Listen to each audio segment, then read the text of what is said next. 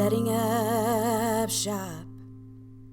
Hello, everyone, and welcome back to Setting Up Shop, the podcast about three makers who are pondering along the journey between doing their making thing as a hobby and then going potentially to it full time and what that may look like. So I am Dan, I am a wood turner from the UK, and with me as always are my co-hosts Heidi, a potter from America. Hello. And Rasmus, a blacksmith from Norway. Hello. And so we are all talking about all good things like, discovering the weird and wonderful world of taking craft towards being a business and having to learn all of those things along the way and the mistakes we've made and sharing them all with you guys and hopefully helping you all as we go along. For those of you who aren't aware already, we do have a Patreon and you can join up to the Patreon. No problem at all. We will give you notifications on when new episodes are out, although they do come out fortnightly once a season is launched. But if you will be generous enough to give us a small donation on the Patreon, that also entitles you access to the after show chat. This is normally 10 to 15, maybe even 20 minutes long, and it may be extra information. It may be just us having fun, but you won't know unless you pay and listen to it. That bit of advertising out of the way. Today, our subject matter that we don't believe we've covered effectively is packaging and shipping, more specifically for things like wholesale or large ungainly products. In Rasmus's case, this could include anvils and things like that, and just discovering and talking about some of the pitfalls we've each experienced in our own countries regarding those kind of things and some things to be wary of and aware of, so that everyone knows, how to get through those things as efficiently as possible. So bear in mind that whenever you are listening to this, this is being recorded in July 2025. So some rules may change. Always check with your local supplier. Has that sounded corporate enough for everyone now? They've probably all switched off at this point and it's a bit boring. Who wants to talk logistics? Who wants to talk logistics? It's a logistical nightmare. Heidi, would you like to start us off with just chatting about some of because obviously pottery being quite heavy, I know there are various techniques and tactics you've used to get round to do this as efficiently as possible and minimize breakages. Sure. And I think you can never be too cautious with pottery. The biggest challenge is knowing how to package it, but also how to label it appropriately. So in the United States, we have multiple carriers. We have FedEx, we have UPS, we have our state-funded U.S. Postal Service. There's also some other carriers like DHL that will ship internationally. FedEx and UPS also ship internationally, but their prices are typically astronomical. It's not really their mainstay. Now, when I ship pottery, it really is dependent on the number of items in one box. So like a one-off is pretty easy to ship because there's nothing else like banging into it in the box, which is like crisis point number one is if you're shipping something that's like pottery, you don't want the pottery touching each other because any shift, any crush, anything will likely shatter it. So porcelain on porcelain or clay on clay, that's a no-go. So you need a barrier in between the pieces. I typically will use separate cardboard box to wrap the outside, and maybe I typically use recycled materials. So things that I already have laying around the house from purchasing online or something like that, or like a lot of people just drop off bubble wrap and that kind of stuff at the house. So you can never have too much padding within, but there's a technique within the pottery industry that a lot of potteries use called box in a box. And there's a lot of really fascinating, fun videos of people trying to smash their pottery in the box method, from like running it over with vehicles or kicking it or throwing it at great distance or dropping it really far. And that's been the most successful thing for me is a box in a box. If I'm sending multiple pieces, I'm individually packaging those individually in a box within a larger box. And that seems to have helped. When I first started shipping, I shipped a big, I don't know what you call it, it wasn't a vase, but it was like a spouted vessel.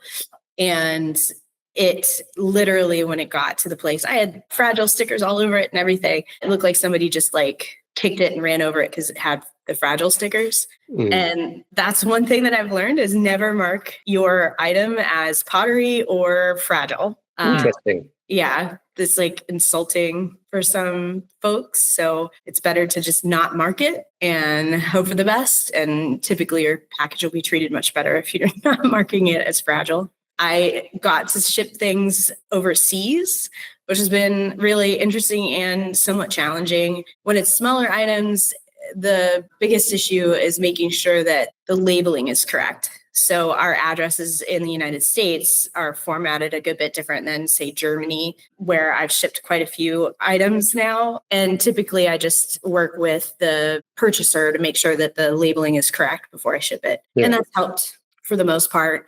I also send my tracking information to the recipient so that they can be tracking it on their end. Because the other thing that happens, I think Rasmus and I experienced this with a large shipment I sent him, where it arrived at the destination, but he didn't ever get a notification that it was waiting for him. And the risk with that is if the destination service has it sitting too long in their space, they'll ship it back to America. And with pottery, you don't necessarily want it like crossing the seas multiple times.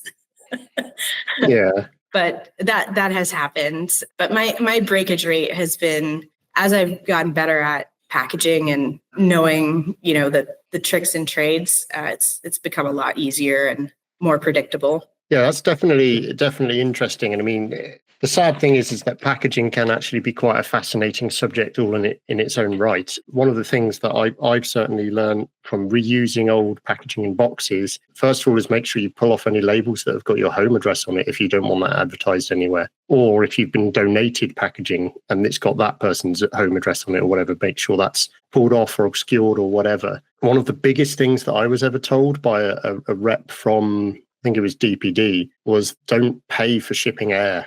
So like if you've got an item or a vessel or something that is odd shaped and the only way it's going to fit in something is if you've got a big cube box, let's say it's a plate or platter that's like 20 inches in diameter. So you have to get a box where it's going to fit in that, but the chances are you're not going to get a nice slim flat box. The only thing you've got is a big cube that's got a big enough dimension at the bottom. Cut the box down. It's so much cheaper for you rather than filling all of that up and going, oh, well, I'm going to even if I put a box inside another box, I'm going to suspend it and I'm going to put all this packaging around it. But then you take it to be shipped. And because it's over a certain dimension, they will charge you more money, particularly if it's going abroad. So it's always better to have a box as small as possible whilst being really well wrapped than it is to just fill up the size of the box that it is. Cutting a box down, cutting two boxes to stick them together. At the end of the day, most shipping companies, DHL, DPD, whatever your local services may be, they're not necessarily bothered about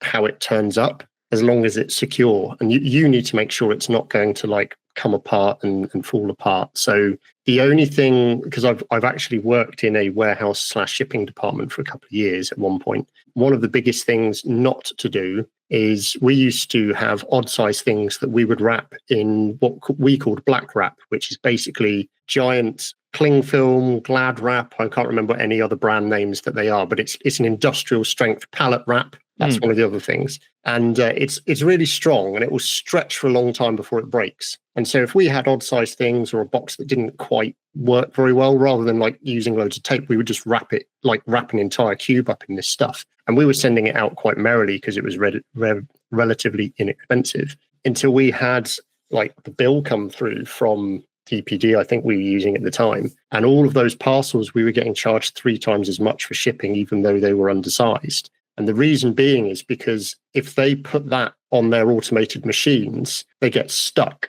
because the rollers will grab the wrap and it will just pull it and start to stretch it. And then it will gum up the entire system and can take hours for them to sort out. So anything that is wrapped like that has to be manually handled, which then slows it down, which then they charge you for paying a person to physically carry it and process it for each part of the process. So sometimes you can come up with a solution that you think, oh, this will be secure and this will be better and easier, but actually it's going to cost you more money in the long run because it's not the way that the companies like to deal with stuff. So if you were going to, for instance, there's a lady I follow on Instagram who hand makes brooms, gorgeous, really intricately made reed sort of brooms, little hand ones and full size ones. And if you were going to ship those, depending on the size of them, some of them are going to be over 1.2 meters long, 4 feet. I can't remember what that would be translated into imperial, sorry. So they're oversized for standard shipping, but also the chances of finding a box that's that size is quite rare. So you're then in the situation of, do you approach a box manufacturing company, of which there are plenty in most countries, certainly in Europe, and I'd imagine the States as well, and they'll make you boxes to specification, but then the cost of that box has got to be added into the price of what you're selling. And there's probably a pretty large minimum order amount. It does depend. I mean, I've got a couple in the UK who their minimum order quantity is 25. So it's actually, depending on the sizes you're doing. So, but you start going down a whole rabbit hole, because you can order 25 boxes of this sort of odd size thing or whatever, but then you're in the realms of, oh, well, I'll pay the £4 a box rate. And then they turn up and you discover that they are single ply cardboard, which is thin and flimsy and basically not much better than, barely even a pizza box standard. And you're going to send something that's got a bit of weight to it. So now you all of a sudden actually, no, I want double corrugated and I want this and I want that. And you get into the realms of you're paying £15, £20 per box plus the shipping. And then if you add on to that international, then, it can get quite expensive. But that's not to deter people from doing that. It's just to make you aware that if a product you are making and selling regularly is going to be an odd or difficult size to ship, whilst it is a good idea to look at a specific packaging method to you and get it customized, if you're going to do that, you may as well go the whole hog, in my opinion, and get one that's robust, but also just say to them, hey, look, what's the extra price for getting my brand and logo printed on it? I mean, I know Heidi's, dealt with that kind of stuff in her sort of main job world for quite a few years, but sometimes it's valuable, sometimes it's not worth it. There's a whole debate there. But if that was, you're particularly in the case of you're shipping brooms, or you're shipping, if I was selling a lot of my cake stands, which are quite like, that's a kind of, it needs to be a cube shape to be sent out. You get to a point where it's like, actually, do you know what? If I just know that it's going to fit within this dimension of box and I can just have it ready to go, sometimes that is more cost effective rather than spending the time building a box for every one that you make and sell, and then it still gets destroyed. I mean, I don't know what your guys' thoughts are on that kind of realm. It kind of spins off a little bit into customizing things. I can't imagine for Rasmus that you're going to want to build boxes around anvils necessarily, but certainly some of your smaller stuff like the roses and things. Yeah, especially the roses. I did for a while struggle with how to package them, because they are this weird long cylinder-like shape, and I couldn't really find a square box for that I liked. Because you can get around tubes, but the sizes vary a lot, and the length of the roses, that the stem of them can vary a lot. So I just ended up having just a stack of cardboard sheets at the ready, and I'll just cut and make a box up on the fly. Because if they buy one rose, that's one size, but also if they want that to be in their garden, they might want a 50 centimeter stem on it, and then no standard box will fit anyway. If they want a bouquet of 3 or 5 roses, then I need to package them and bundle that together so it stays nice and tidy. But interestingly, though, my problem with packaging is not that my stuff will break. It's that it will break free of the packaging or damage other things around it when it's shipped, because it's sharp and pointy and heavy more often than not. So I often have to package my things so they don't break other things. But then again, I've also shipped anvils where I've literally just taken the shipping label and stuck it on the anvil and handed it off to the post office. And that's been fine, because the label is on there, it's taped on there, so it doesn't go anywhere. My thing is not getting damaged. Everything else might, but that's, to some extent, that's not really my issue. And also, at some point, packaging it just becomes really difficult, and it just needs to be manually handled anyway, or just at least placed on a rolling table of some sorts. Yeah, I mean, I would imagine things like anvils, which I know you don't ship very often, would be classed as, most countries and most shipping departments have a section which is called ugly. and it is literally, what they mean by that is it is too big, or it is too weirdly shaped, or it is too heavy for it to go through the normal processing area. Yeah. So one of the companies that I've been and visited when looking around their warehouse, what a lot of the stuff they had were like garden rakes. Garden rakes are considered ugly because they're long and they're dangerous when you step on them. Yeah. But they're just an awkward shape. But that will get processed in the ugly section. But I specifically went and asked about this because I kept having stuff sent to us from this supplier, and on the sticker it said shipping department and it just said ugly. And I was like, is this like a personal slight against the guy who's been packaging this and it's just gotten printed and sent out to professionals? It's not at all. It's just, some stuff is just a weird shape and it won't fit in a conventional space, much like all of us, really. We're weird shapes and we don't fit in conventional spaces either. So that's not to say any of us are ugly, but it just requires a bit more care and thought around it before we can send things out. If I'm just going to throw this out there because we all like our machines, right? So Heidi I would imagine will definitely know this. What is the number one machine in an office environment that everyone wants to play with? This might be a British thing. Heidi's looking really confused. Okay, it's the laminator normally. No, the laminator. You want to laminate stuff. There's no apparent reason. There's no real reason for it, but you just want to encapsulate those. You might call it an encapsulator. No, we don't. We don't have those in our office. We barely have a printer now. Okay, fine. I have one there, right there. You have a laminator? Encapsulator, yeah. Yeah, there you go. Really? Oh, yeah. That's a thing? Like you guys do that a lot? Yeah. No, I've used it 3 times. Sorry. I used it specifically because I need sheets for like hardening temperatures and the bundles of sandpaper and grinding belts. So it actually can survive in the forge. It's not to protect it from moisture. It's protected from dust and grime and make it relatively clean. Yeah, they're good for like if you've got some posters that are going to be put up around that are going to be semi-permanent and not changed too often, then you can stick those up and they don't get destroyed easily. Anyway, that was a massive sidebar there. What I was getting to was that there are quite a few cool machines if you got to the point of dealing with a lot of deliveries and a lot of orders. Talking about what you were saying about getting friends and family to like drop round excess packaging, like Amazon stuff is really good for that example. But you can buy or rent the machine, but when you feed cardboard through it, it turns it into that like concertina helix kind of packaging stuff. Oh yeah. So it's just like it's a bit like a laminator, which is why I mentioned it, or like a wooden thicknesser, but it's just got a series of blades. You feed the cardboard through, making sure it's got no staples in it, and then it will become that like expandy like a filling material. Yeah, but just using it for filling material. But because it's now a mesh, you can expand or contract it and wrap it around things a lot easier. And I was thinking with like the ceramics kind of stuff, it would be quite easy to do that sort of thing with. Yeah, I've used that before. There's a local shop that sells it in rolls, basically. Yeah. Like it's that thinner cardboard. Yes. And then it has so you can pre-buy it and it's almost like paper. Yeah. And it comes with a sheet, like a wax paper sheet with it. So that holds together. And then the spongy bit like goes around the handles and stuff. And I've used it, but I have to use so much of it to really get an impact that it's just easier for me to just use another box. Yeah, no, absolutely. But that's why I was saying, like, because I experimented with a bit of that when I was working in the warehouse. And I said, like, well, can't we get the machine that does this? And can we feed some of because we used to get an awful lot of excess cardboard boxes that were way too big for anything we were shipping out.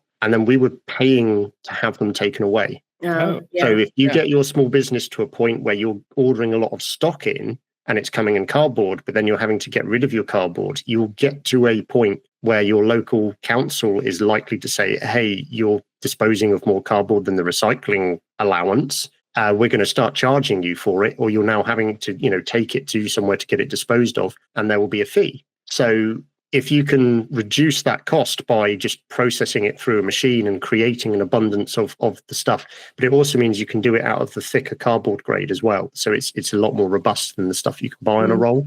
It's just really, I was just trying to highlight the fact that there are things out there that, first of all, they're fun to use, but second of all, that whilst it is, yet another expense, yet another machine or whatever, but they're quite like tabletop things, and you can just process a load and then store them out of the way for a week or a month, depending on how often you're shipping stuff out. And you can actually then reuse a lot of that cardboard you were potentially throwing away or using as packaging. And I think it can, it also helps with like the ethos.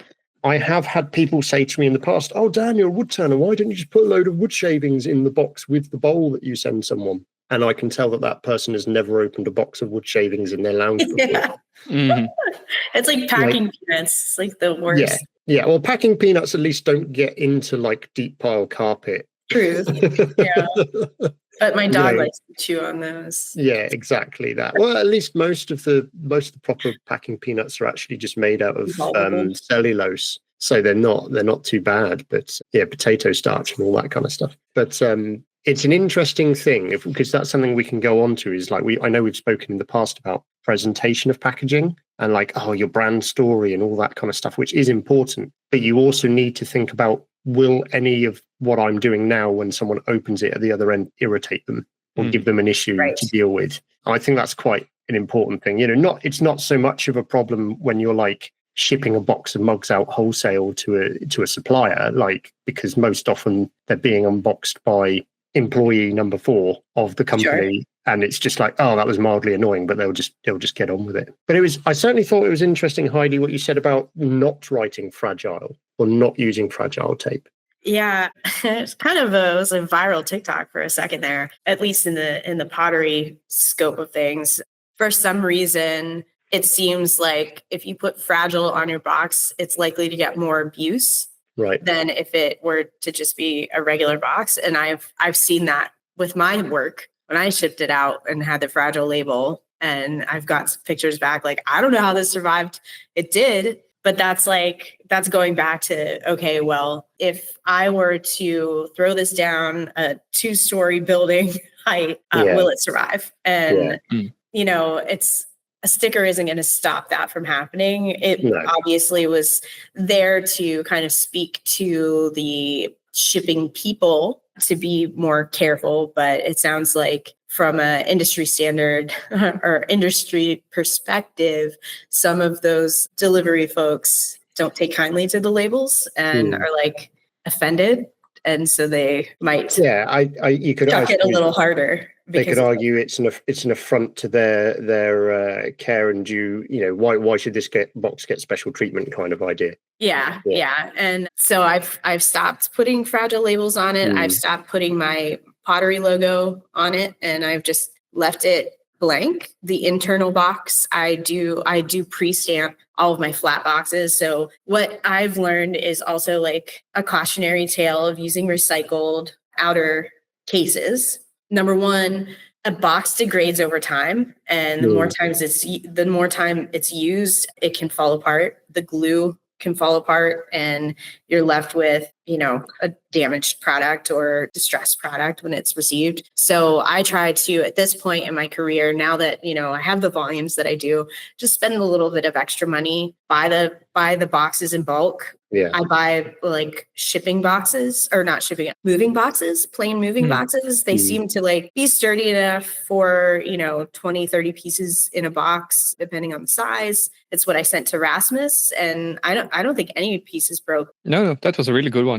Yeah, so they were pretty decent. They're heavier duty boxes, but within the boxes, I buy slightly thinner, typically 6x6 or 7x7 size individual boxes. And then all of the extra material that I get, I don't take boxes from people anymore. I only ever use their internal stuff, like the peanuts I tend to stay away from because they're annoying to me. But, bubble wrap, paper, that kind of stuff, just fillers. Yeah, pillows and all that kind of stuff.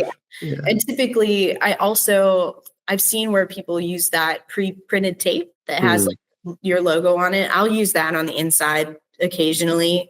Yeah. But like you said, Dan, it all depends on who the customer is. If the intention is that the boxes are used as the sellable unit, they're part of the sellable unit that's going to go on the shelf, that's one thing. If they're just a method for delivery, I cut all of that out. I'm not an Etsy seller. I'm not real into all the stickers and all the additional frou-frou. People are buying a piece of pottery from me. They're not buying all that extra shit. Yeah. And not to be offensive or anything, but to me, all of that extra stuff is just waste. At the end of the day, I might throw a business card in and maybe a sticker. if it's something more artful, say it's like a fine art piece, then I'll put like a certificate of authenticity in and like whatever number that item is. But I'm not going above and beyond and putting like coloring book pages and glitter and, all of those things that I feel like I'm getting into that insulting place. So I'll no, that's okay.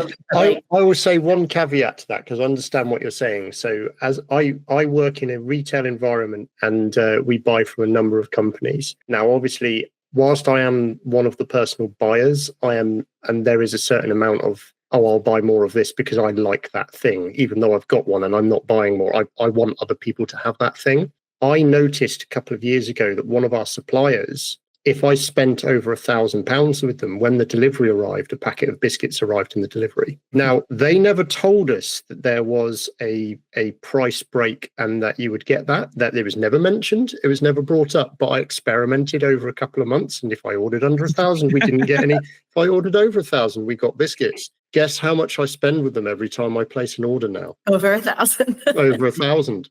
So as a guerrilla marketing tactic, from one company to, buyer who it's not their own money. If you're selling wholesale to a company that's kind of like, the kind of people who might appreciate a packet of cookies or biscuits or something like sweet, particularly if they're going to order and it's going to arrive near the end of the week and they're in like a retail environment, a little sweet treat. Sometimes it's like people go like, oh, we'll buy more from them because then I get biscuits. It's like, and it's a stupid thing. Cookies, sorry, to clarify for the rest of the audience. But it genuinely will get people, we'll have a point where, oh, is the delivery arriving today? Like I could do with like that sugar hit at like 3:30 in the afternoon. And it does. It makes people think about the brand and it makes people buy more from it. So, and just making that very clear, that tends to only work very much in a wholesale environment. You're selling to a group of people where it's not necessarily their money being spent. So they don't mind, they'll stretch that part of the budget more in your favor than someone else's because it means they get something out of it. Whether it works for other people or other brands, I don't know. But it was definitely a thing that has been effective from our point of view, which is such a silly little thing, but you can understand the psychology behind it in that environment. Raz, what about yourself with shipping? Do you ship blades? And if so, do you ship them abroad or do you keep that specifically? I'll ship anything anywhere. To me, it's not an issue. I sort of always stipulate, especially for sharp things, like make sure you actually are allowed to import this into your country. And that's like the limit I put on it. You check because there's many countries out there and I can't be arsed to know all of them. But my biggest issue that I discovered when I was started to make and ship out the guillotine tools, which is basically 10 kilos of steel in parts. But it's very dense stuff. So it doesn't take a lot of room, but it's really heavy. Yeah. It's like this needs to be packaged in a certain way. But if not, if I don't sort of wrap this in bubble wrap and have tape around that, all of the different metal parts will gain momentum and tear themselves free out of the packaging. Yeah, that's less than ideal. So like this is one of those things that I need to pack up well, not because I need to protect the thing I'm sending, but because I need to protect the packaging and like the world around it. What a different space that you live in from me. Yeah. And the same kind of, and knife blades are sort of both of those worlds because the edge can be damaged really easily if it's handled in exactly the wrong way. But also, it can also easily cut itself free of all the packaging. So for knife blades and anything sharp like that, I take like scraps of cardboard and I cut and fold it and just tape that around the knife. And I sort of bend the edge over so you have sort of a bit of stopping power to keep it from going through. Yeah, that seems to be going really, really well. I see a lot of other people are selling their knife blades with like not really thin cardboard, like paper stock kind of stuff, and they fold that around it and staple the edges and like do things like that. And that seems to be working really well as well. For me, shipping started out being really difficult because I do so many different sizes and styles of things that I can't just buy one box and ship everything in this box. I have like 5 or 6 different sizes of like bubble wrap envelopes. Mm-hmm. And I keep nearly every single box I get when I order stuff in because eventually the pile is just so big that I go and purge like half of it. But like because of just the weirdness of the things I do, I need like one of every single type. Yeah. But then also having that stack of just pure sheets of cardboard nearby so I can just make that custom thing when needed also does wonders for me. It takes a bit longer and sometimes it's annoying, but sort of going through the whole process of packaging, getting things ready to send out. But that is sort of how I've realized that feels the most secure most often, kind of. I'm resisting from sending you down a rabbit hole that you really don't need to do, but I really want to mention. Yeah, go on. Well, if you had a laser, you could individually cut out from the cardboard the exact sizes, and you could have it as a pre-done format file, and you could then just do a whole batch of them, have them stock ready to do. That's actually an excellent point, though, because depending on like the sizes of things you're shipping, sometimes it can actually maybe be better to have, because they're weird shapes and you can do the unique thing, you can burn your logo in and all of that, and have it honestly cut custom and just make like 5 of each every time you're doing it, kind of, and then you're set, because everything is weird enough you can't get the normal things. But like, yeah, starting to ship out books is sort of like, oh, but how should I treat books versus all the other things I'm shipping out? How should I treat like packs of belts or sandpaper? Because you don't want sandpaper to arrive wrinkled up, but then again, it doesn't matter all that much to the function of it. It's just, it seems ugly and not so nice to open. Yeah. So it's like this whole series of weird things of like just looking at the item and going like, well, how would I want to open this? How should that look and feel like? But it's also particularly with things like books. If it's a small enough book that it can go through a letterbox, but it's heavy enough that when it lands edge on the floor, that it's going to tear the packaging. Or just break the corners of the book. Yeah.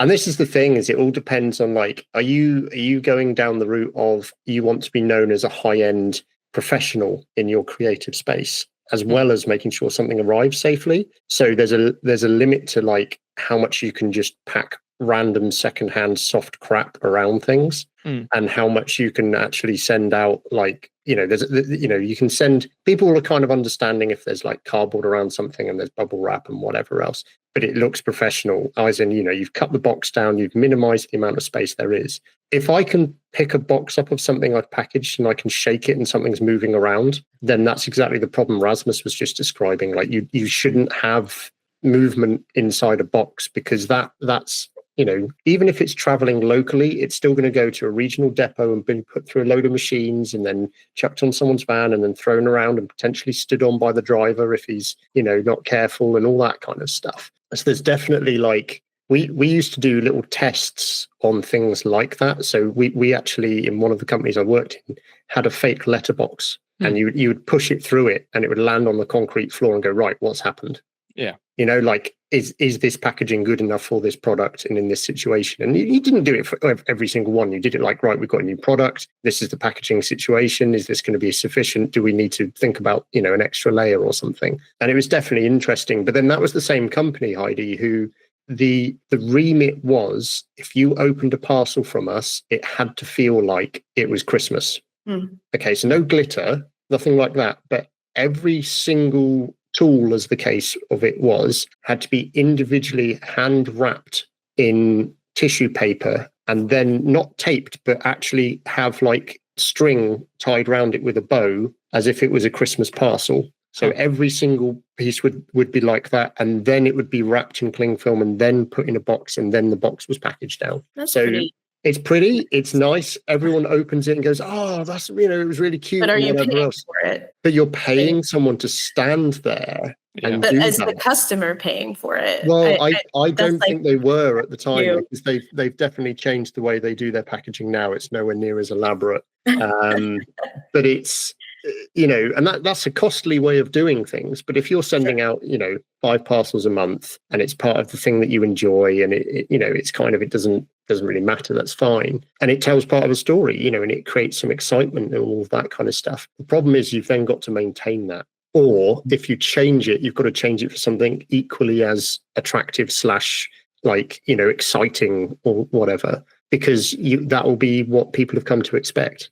Yeah. So it needs to be kind of understood from that point of view. But I mentioned a bit in the pre-show about things like tissue paper and bubble wrap. So my products are wooden. If you wrap them in bubble wrap direct onto, say, a waxed finish, and then you send it through, and it's potentially a hot day or something like that when it's getting handled, or the temperature rises a bit in the back of the van it's in, I have had sometimes that you unwrap the bubble wrap and you can see, not impressions, but like ghosting of the bubbles on the finished top of some of the pieces you're doing. So they're easy enough to buff out, but if the customer doesn't know that and they receive it, it then makes them feel a bit like, oh, that's not very nice. And the same with tissue paper. Like, I very cleverly decided to use colored tissue paper. And so I've got a load of black tissue paper, which sometimes if you wrap a particularly white piece of wood like sycamore up in it and it gets hot, the color can leach out. So if you've chosen, oh, this is my brand color and I'm going to choose a brand colored tissue paper for part of it or whatever, it's also worth just getting a ream of like clear white and putting that around the piece first and then the brand color. So it's little things like that. Like, don't be afraid to experiment with some packaging and things like this, and potentially even ship some parcels to friends and go, hey, look, I'm sending you something. Could you just let me know what condition it arrives in? You know, what's it look like? Can you give it a thorough inspection? And whether or not that's local friends or abroad, you know, whatever. Well, you can do giveaways, you can do auctions, you can do raffles. Yeah. And you can do that, and especially if you're doing a raffle thing, you can also ask for people to film the unboxing. Raffles can be a bit trickier. You have to check, and certainly the UK, that comes under gambling laws. So you just need to be aware of that. But you can also ask for unboxing videos from people, and just to see how they react with the packaging. Yes, and make it clear to them at the beginning. Hey, look, you know, sign up for this. This is partly for market research. You know, I want this specifically about the packaging. Yeah. I've started trying out a new thing now. I managed to buy like 25 kilos of like wood fiber as filling material, like the wood wool kind of stuff. Because previously I've not had like that, or the alternative would be like wood shavings, which can be, as you say, is kind of weird to deal with. And also for me, it's a pain to get a hold of because I tend to catch things on fire, especially when I keep them around in the forge. But hopefully this is something I can use when I'm shipping out like finished knives and nicer things, and they're coming in like a wooden box, or like the Damascus wedding rings I make sometimes. So just have this as a natural good filling material, because I don't want really to be using bubble wrap, but sometimes that is the only good option to use. But it is a bit of this presentation, packaging, like what's the story you're telling? Yeah. And I'll be trying to use this now and see how that, not only how that is for me to use, but how people seem to react to that and interact with it. Yeah, it's definitely an interesting thing, isn't it? Because it's perception of product is definitely there. So you've just mentioned some jewelry, some rings, and so the you know, it's hand forged ring. So to a certain extent, you're expecting it to turn up in a rustic container, but it also needs to look high end. Yeah. Whereas if you were presenting, you know, one of your roses, it's not that it's not high end, but you're not necessarily expecting it to turn up in a, you know, super high end gift box with a certificate and all of this kind of stuff. It depends on the occasion, you know, but it's choosing the right packaging that doesn't detract from your brand and your story, but also doesn't cost a huge amount of money or you know, cause you other issues. Because you could spend so much time going, right, okay, do I buy a cheap range of just ring boxes, but then it looks like everyone else's thing, or do I get a custom cork inlay made that will fit into this little delicate box that, you know, I can find a company that just makes higher end boxes for jewelry and I can make it specific to my thing? Or do I get a friend to make a load of little wooden ones and scorch the outside and you know, and oil them up the same way some of your other stuff is? There's so many ways you could do it, and it's that question of how much time should you put into that thing for that product? You know, like, yeah, we've spoken about wholesale. Pretty much it's a case of package it so it's not going to get damaged. Brown box, make sure it's clearly labeled, make sure your paperwork's correct, particularly if you're shipping it internationally. Do you need to print out 5 different copies of the paperwork so that each various department that it goes through has got their own copy? That sounds extreme, but that's genuine. Like certainly in the UK, if we're shipping abroad, that's something that's needed for each stage. You know, all the customs forms and everything else. But also, I don't think people should let them have that shouldn't put people off from shipping to these different places. There are so many companies around that are willing to help you, you know, help everyone out with where can you and can't you ship things to, and what do you have to do to get it there safely and efficiently with all of the right paperwork. So that's almost a non-issue now. It just requires a little bit of usage of the internet and chatting to the right person to make sure you're doing the right thing. Yeah, my experience is, like, there's a lot of people who don't want to deal with shipping because it seems like an sort of infinitely black hole of things that can go wrong. But it's sort of daunting only up until you start dealing with it and you figure out the system and the routine that works. I think it's also a bit more than that, though, in the sense of it's not interesting. I mean, yeah, and I have quite a few friends, especially in the blacksmith community, where like, yeah, things they want to ship are big, weird, and complicated. So it's Ugly. like, yeah, it goes to that ugly category. Yeah. So it's like, yeah, I get why you don't want to, but then again, are you then going to demand everybody come show up and pick it up in person? Or are you going to hand deliver it to people? Like, okay, so you've also got to flip it on its head, right? And this is hopefully, if you're still with us now, you are interested enough to try and get over this barrier. Okay, if you are a person who doesn't want to ship your product out because you are uninterested or scared or whatever the terminology might be that you think of getting into the world of shipping, right? Of shipping the product and what does it mean and everything else. If you are a person who is forging something, spinning something at a wheel, painting something, touching anything that involves machinery and tools that could severely injure you, or heat, or, you know, playing with chemicals that can give you respiratory problems, or using oil paints that, you know, all of these crafts that we do that we quite often don't even necessarily think about for a lot of us because we've been doing them for a while now. At some point, we had no knowledge of how to do them. mm-hmm. And we entered into those environments that were potentially harmful to our health. And we're now at the stage we're at now where that doesn't concern us as much. Okay, we still have to be conscious of it. You still have to have a health and safety mindset, but the fear's gone. What are you worried about or scared about or concerned about with shipping? I get it if you're just not interested, but at the same time, like, this is the whole thing of stepping out of your comfort zone. If you want to actually grow your side business, your craft or whatever, and make and allow people to buy it, you need to have a platform for selling it on that isn't just going to markets, and you have to have a way of shipping those goods to people. It's uncomfortable, but that's how you grow. Okay? Yep. I mean, that's what we all have to accept, you know, and that gets hammered into all of us every now and then. Life will throw stuff at you and you suddenly go, oh yeah, I was really comfortable and that's why my business wasn't going anywhere for a while. But you sit there and mope and go, oh, no one wants to buy my stuff. It's like, well, what have you done to tell them about it? What have you done? It's your business. What have you done to tell people about it, or to be able to put it in the hands of other people? Right. So this is a challenge now to all of us here, but also to our listeners. If part of your goal is to have something that you make in the hands of as many people as possible, what are you doing to achieve that? You know, are you booking loads of markets? Great. Fantastic. I hope that's going really well for you. But that's one avenue. So have you got an active Instagram page which has got a shop link to it? Are you able to promote that? Are you on various other social medias, TikTok or whatever? Is that going well for you?